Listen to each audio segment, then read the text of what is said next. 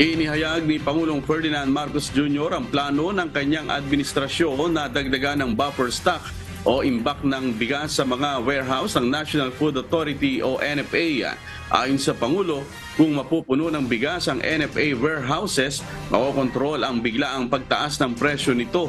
Ito ang kabilang sa binanggit ng Pangulo ng mamahagi ng bigas sa Zamboanga City kahapon, September 19. Pakinggan po natin ang pahayag ni Pangulong Ferdinand Marcos Jr.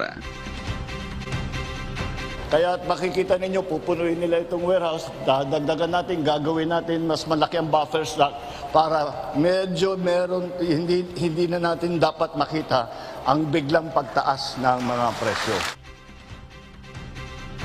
Ang ipinamahagi sa mga beneficiary ng Pantawid Pamilyang Pilipino Program o 4Ps ay bahagi ng 42,180 na smuggled na sako-sakong bigas na nakumpiska ng Bureau of Customs sa kanilang isinagawang warehouse raid sa isang barangay sa Zamboanga. Ito ay itinurn over sa Department of Social Welfare Development para sa distribution pa nito sa iba pang mga benepisyaryo sa rehiyon.